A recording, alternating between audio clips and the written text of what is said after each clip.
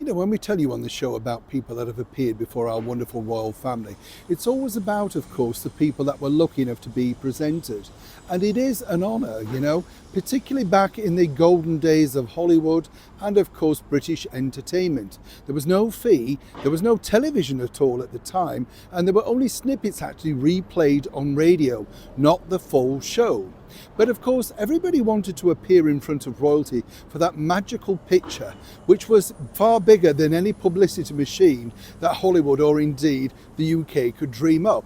You shaking hands with the King or the Queen, when you think about Julie Andrews singing to, of course, the King, really that set her career on a wonderful path. And, everybody around the world to this day still uses that picture because it was simply iconic. A 12-year-old girl starting off the national anthem. You wouldn't see that today, would you, sadly? But what's interesting is there's certain people that were not really given the opportunity or indeed the privilege of appearing in front of our wonderful monarch. But what was the reason behind that? As ever, let me explain. Morning, lovely to see you today, and as ever, thank you so much for taking the time out to join me. I love sharing these stories with you, because, as I say, meeting some of the people that were pivotal in those particular eras of entertainment, it is wonderful to find out secrets that, not necessarily make it into the media.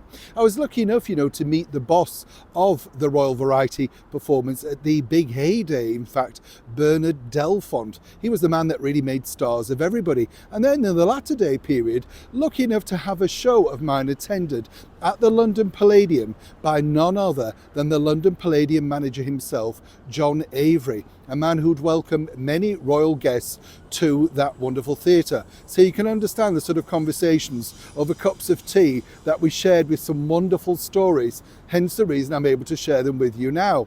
Now, what's interesting about this particular story, which I really find fascinating, is way back in the early 60s, there was a blonde international sex symbol that, of course, everybody knew. She was seen as rather risque and had been banned on many different occasions. You know who I'm talking about, of course, the gorgeous, the brilliant Mae West. Now, Mae had appeared in London before, way back in the late 1940s at the Prince of Wales Theatre in her own production of Diamond Lil, coming over on the Queen Mary and shocking audiences. So much so it has been said that the Duke of Edinburgh secretly went along to witness one of the performances because he was so intrigued by this scandalous show. Of course, it's not scandalous by today's standards at all, is it? But of course, it was good hype for Mae.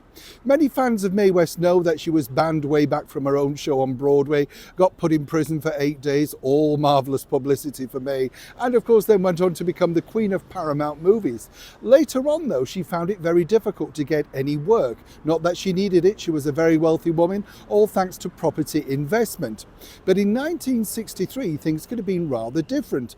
Well, this is because Mae had actually said she wouldn't mind appearing at the Royal Variety performance. They had already indicated a bit of a, would you be interested? And she realised there was no fee, but the opportunity to be presented to the Duke of Edinburgh and Queen Elizabeth was even too much for the superstar Mae.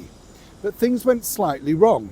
This is because the bosses of the Royal Variety popped along to see Mae's act out in Las Vegas, the Musclemen act. Now, if you don't know this was groundbreaking of its time. Mae on stage for simply 45 minutes, surrounded by ex-Mr. Universes, who all had to pay her undivided attention. What's wrong with that? You're paying their bills.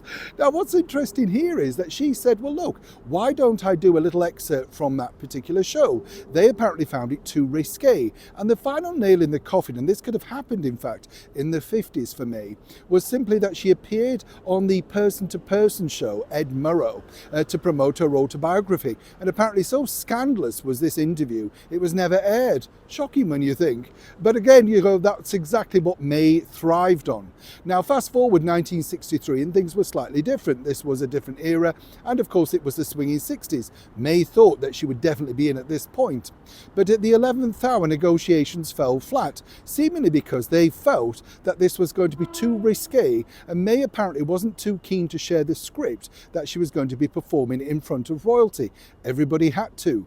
So finally, the very big boss of the production of that year, Val Parnell, put his foot down. So Mae decided, well, would it appease the situation if she was to invite on a former screen flame, as it were, George Raft. Perhaps he could do a tap dance and then she'll be brought on. They liked the idea of a bit of George Raft, but then they suddenly decided that could be even more explosive. After all, they were former paramours. You get the picture. So sadly for Mae, Val Parnell decided that no, she was too risky to present in front of royalty. That was the year, of course, that the Beatles were on the bill.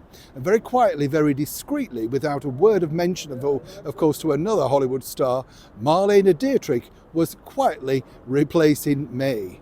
Now, apparently Mae wasn't too bitter about that for Marlene. Of course, they'd been around the block together themselves since the 30s.